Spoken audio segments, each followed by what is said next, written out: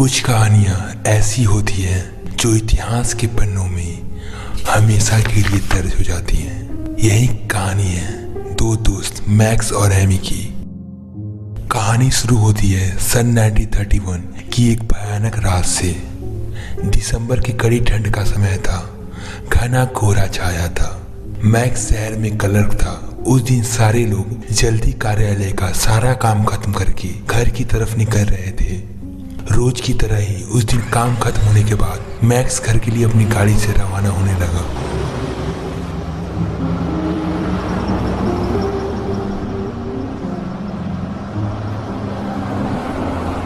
Max का घर उसके ऑफिस से काफी दूर था, इसलिए वो जब भी ऑफिस से निकलता अपने घर के लिए जो भी जरूरत की सामान होती वो खरीद कर लेते जाता। जब मैक्स मेन मार्केट से गुजर रहा था तो आगे जाने पे उसे कुछ मछली बाजार दिखा और वो मछली खरीदने के लिए रुक गया। उसके ऑफिस दूर होने से काफी लेट हो जाता घर पहुंचने में। उसके चारों तरफ बहुत अंधेरा हो गया था। उससे आभास हुआ कि आज तो घर जाने में बहुत देर हो जाएगी और ये सब लेकर घर पहुंचने में काफी समय लग जाएगा। फिर उसने मछली वाले से पूछा, अरे भाई, प्रीतमपुरा पहुंचने का कोई शॉर्टकट रास्ता मालूम है क्या? क्योंकि मुझे काफी लेट हो गया है और मेरा फोन भी डिस्चार्ज हो चुका है। भैया जी, इधर से एक शॉर्टकट रास्ता तो है, लेकिन काफी डरावना है। कहते हैं उधर हर रोज कुछ घटनाएं होती हैं। कुछ लोग तो ये भी कहते हैं कि उधर भूत और चुड़ैलों का साया है। भाई, इन सब चीजों पे मैं विश्वास नहीं करता। आप मुझे बस रास्ता बता दो। भैया जी, आगे जाकर लेफ्ट मुड़ना है, फिर हाईवे के रास्ते सीधे चले जाना है।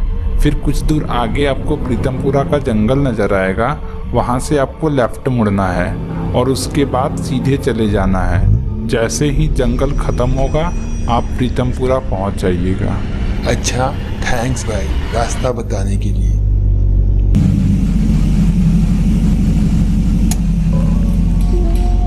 ताजी मछलियाँ लेने और दिखने में टाइम ज्यादा ही गुजर गया। उसे आभास हुआ कि आज तो घर जाने में बहुत देर हो जाएगी और ये सब लेकर घर पहुंचने में काफी समय लग जाएगा। फिर यही सब सोचकर उसने सोचा क्यों ना जंगल के रास्ते से निकला जाए तो जल्दी पहुंच जाऊंगा। तो उसने अपना रास्ता बदला और जंगल की तरफ अपनी गाड़ी को घुमा लिया, पर उसे आभास भी नहीं था उसके साथ अब क्या क्या होने वाला है। रात के 10 बज चुके थे। गाड़ी तेज रफ्तार से आगे बढ़ी, तभी अचानक से तेज ब्रेक के साथ गाड़ी को रुकना पड़ा। उसकी गाड़ी के आगे एक लड़की रो रही थी। उसने सोचा इस वीराने में ये लड़की क्या कर रही है।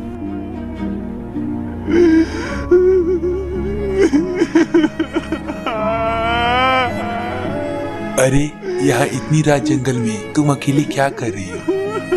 तब मैक्स ने कहा कि आज आप मेरे घर में रहना, सुबह होते अपने घर चले जाना। यहाँ जंगल में रहना सेफ नहीं है। ये सुनते ही उसने रोना बंद किया और बिना कुछ बोले गाड़ी के पिछले वाली सीट पे जा बैठी।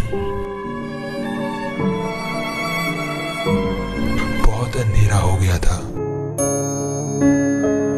वहां इतना सन्नाटा था कि उसके धीरे रोने की आवाज भी मानो चारों तरफ गूंज रही हो, मानो जंगल की खामोशी कुछ कहना चाहती हो।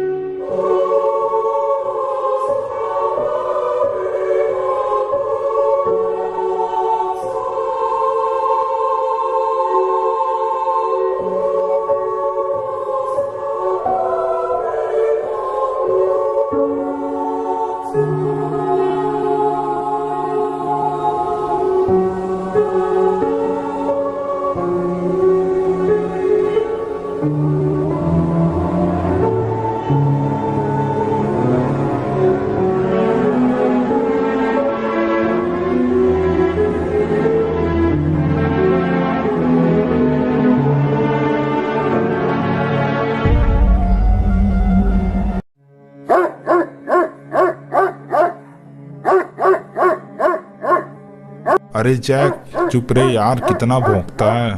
अरे चुप रहे यार। मैक्स, तुम कहाँ थे? पता है मैं और जैक तुम्हारे लिए कितने परेशान हो रहे थे, ऊपर से तुम्हारा कॉल भी नहीं लग रहा था। सॉरी एमी, मुझे ऑफिस में आज बहुत ज्यादा काम था, इसलिए मार्केट से सामान लेने और आने में बहुत लेट हो गया और मेरा फोन भी डिस्चार्ज हो चुका था, इसलिए मैं तुम्हें बता भी नहीं पाया।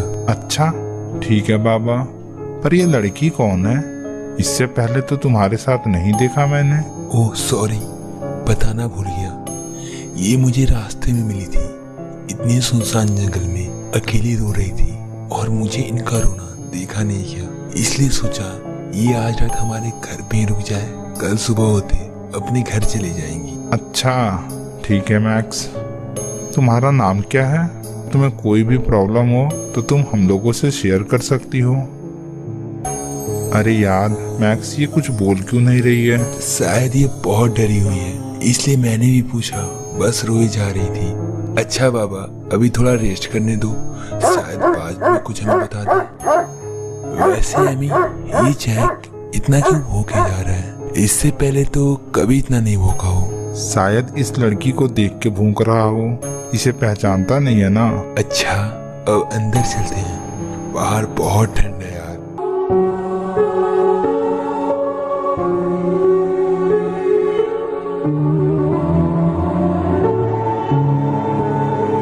खाना बना, एमी उसे डिनर पे बुलाने के लिए गया, पर उसने इशारे से खाने के लिए मना कर दिया। एमी का मन कुछ परेशान सा था।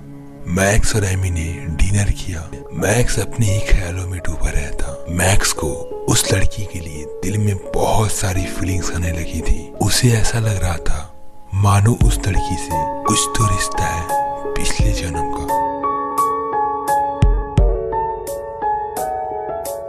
अगले दिन सुबह हुई, तभी अचानक कॉलोनी के कुछ लोग मैक्स और एमी को बाहर बुलाने लगे। उसके बाद उन्होंने कुछ ऐसा देखा जिससे उनकी रूह कांप गई। कॉलोनी के एक आदमी की लाश इतनी बुरी तरह पड़ी थी, उसका सर धड़ से अलग था, उसके चारों तरफ खून जमा हुआ था। यार भगवान न करे किसी को ऐसी मौत हो। पर ये सब हुआ कैसे और कब? कल रात को मैं भी घर लेट आया था, तब तक तो कुछ नहीं था यहाँ। पता नहीं मैक्स, हम भी सुबह उठे तो हमें ये देखा और फौरन तुम्हें बुलाया।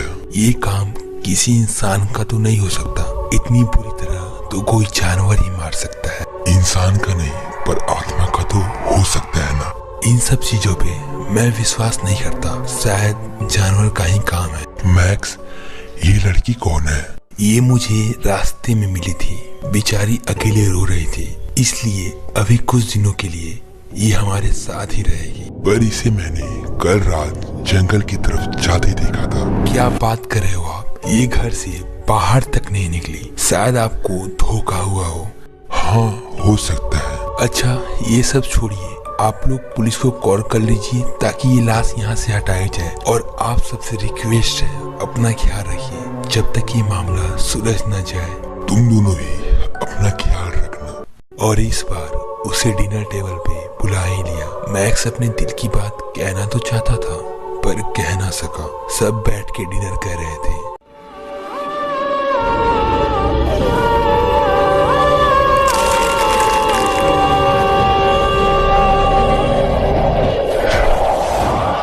तभी अचानक से एमी की नजर शीशे पे गई। उसने जो देखा, वो लड़की उस आईने में पूरी तरह बदल चुकी थी। एमी कैसे भी वहां से उठ के अपने रूम में चला गया। एमी एक डायरी लिखता जिसमें वो जो भी देखता सब नोट करता, और ये बात मैक्स को भी मालूम था। एमी ने ये सारी बात अपने डायरी में लिखी और सोने के लिए चला गया, पर उसे नींद बिल्कुल भी नहीं आ रही थी।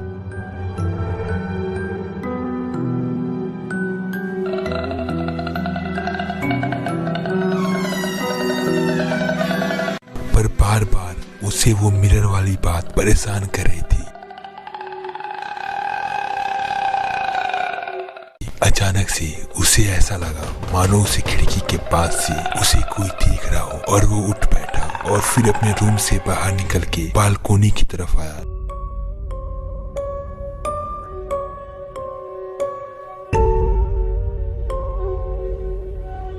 लेकिन वहाँ कोई नहीं था। उसे लगा शायद उसका भ्रम होगा, पर उसने बाहर देखा कि हवा तो बह ही नहीं रहा, पर ये झूला इतनी तेज क्यों हिल रहा है, जैसे मानो उस पे कोई बैठा हो। बाहर आए।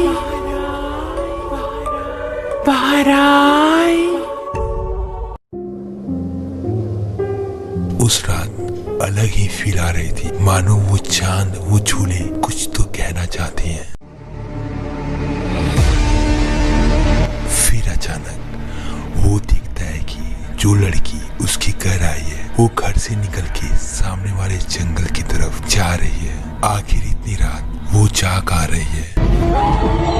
फिर वो उसके पीछे पीछे जाने लगा। जंगल बहुत ही ज्यादा खामोश थी, लेकिन एमी काफी डरा हुआ भी था। कुछ दूर आगे जाने पे अचानक वो लड़की पीछे मुड़ के देखती है, शायद कोई उसका पीछा तो नहीं कर रहा। तुरंत एमी पेड़ के पीछे छुप जाता है। कुछ तो बहुत बुरा होने वाला है। आखिर इतनी रात वो जाग आ रही है, वो भी इतने सुनसान जंगल में। कुछ देर बाद ये क्या होता है, वो लड़की झोपड़ी के अंदर जाने लगती है। एमी बहुत ज्यादा डरा हुआ था।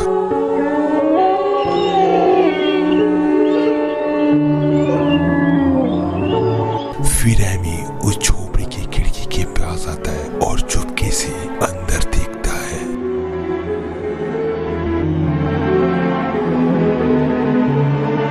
एमी सोचने लगा, ये तो वही इंसान है जो उस दिन सुबह सुबह लाश के सामने खड़ा था और मैक्स से बातें कर रहा था। और ये लड़की इस आदमी के पास क्यों आई है?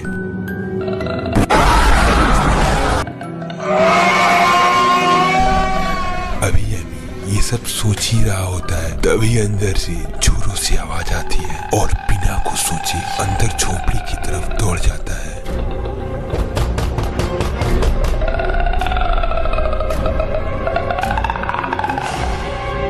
और अंदर आके देखता है कि उस आदमी को पूरी तरीके से मार दिया गया। वो बहुत ही ज्यादा डर जाता है और उस लड़की को ढूंढ